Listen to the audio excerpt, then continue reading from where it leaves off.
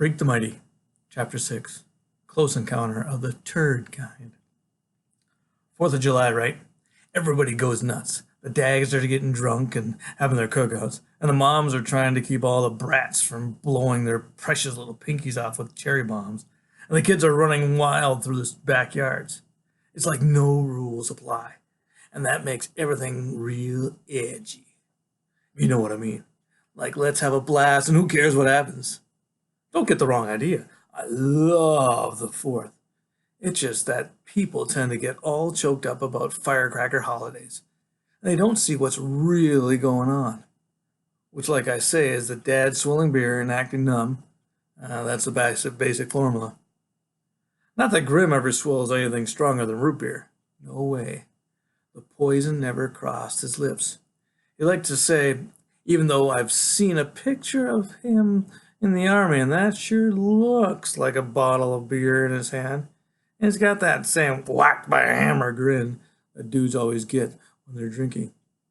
Anyhow, this is the first year I get to go to the fireworks without Grim and Graham, which I've never understood, because it's right down by the mill pond, where I've been allowed to go for years. So why should it make a difference just because about 1 million people show up to watch the rockets red glare over that smelly pond? The deal this year is that I get to go with Freak, which Graham thinks is a good idea because she's afraid he'll get crushed or something.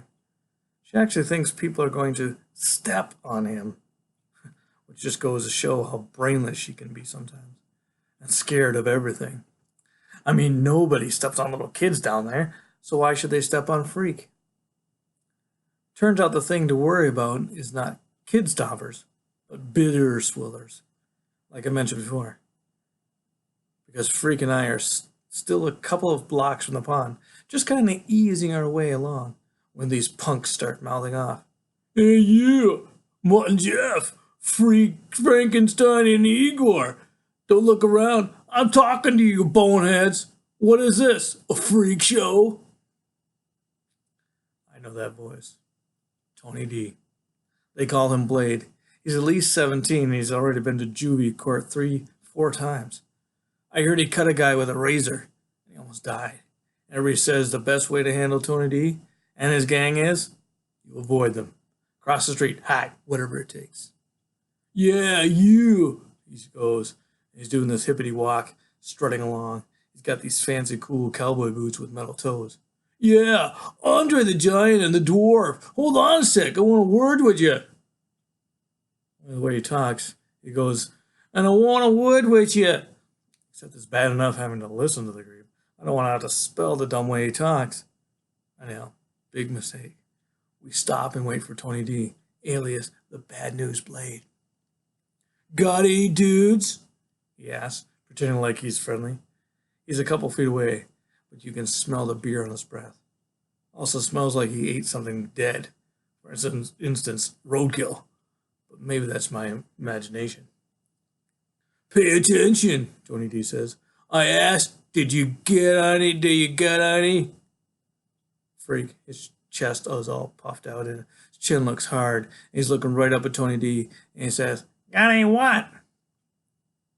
Tony D has his hands on his hips and his punkster pals are trying to get closer, working through the crowd.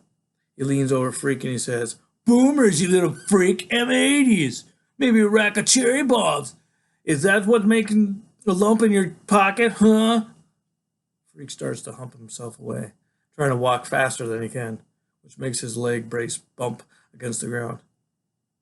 Come along, Maxwell, he says over his shoulder. Ignore the cretin. Blade goes, hey, what? And he moves right in front of Freak. Want to say that again, you little freak man?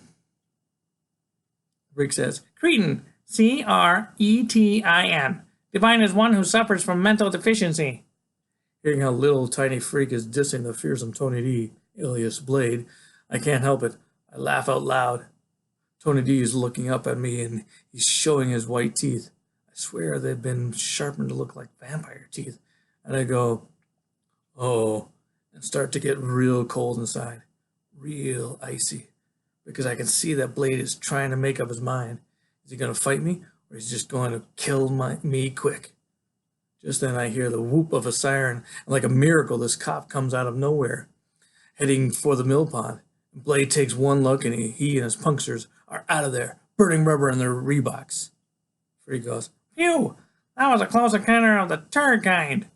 It takes me a second to get the joke, but then I'm laughing, amazed he can be so cool about it, like it was no big deal that Tony D was after us. "You can take him, right?" he asks a couple minutes later. I go, "Are you kidding? You can't just fight Blade. You have to fight his gang, too." "You mean you couldn't have taken him? And I was giving him lip?" "That's about the size of it." Freak goes, "Oh my God!" And he's shrieking and laughing and whooping up so loud that everybody's looking at us like we're total goons. Well, this isn't far from the truth. Freak hasn't got his crutch tonight, just a leg brace. He's laughing so hard he falls down. Not that he has far to go. Anyhow, I pick him up, and I'm amazed how light he is. Like it's nothing for me to lift him. And maybe that's where I get the idea. Because later, when we're down by the pond, and the first of the rockets is streaking up, up, up, Freak is making a fuss because he can't see. There are so many people crowded around, all he can see are feet and knees. And people are lifting their little kids up to see the fireworks explode like hot pink flowers in the sky. And so I just sort of reach down without thinking and pick up Freak and set him on my shoulders. He's kind of trembly up there until he grabs hold of my hair to steady himself. Then the first really big rocket whams off. A humongous thud. I can feel it in my stomach, and Freak is shouting, "All right!" I know it's okay. He's not flipped out because I picked him up and put him on my shoulders like he was a little kid instead of possibly the smartest human being in the whole world. "Magnesium!" he shouts as the white sparkles glitter down over the pond. "Potassium chlorate!" As the smell goes, womp, womp, womp, womp, and everybody goes, "Ooh!" "Potassium nitrate! Sulfur! Aluminum!"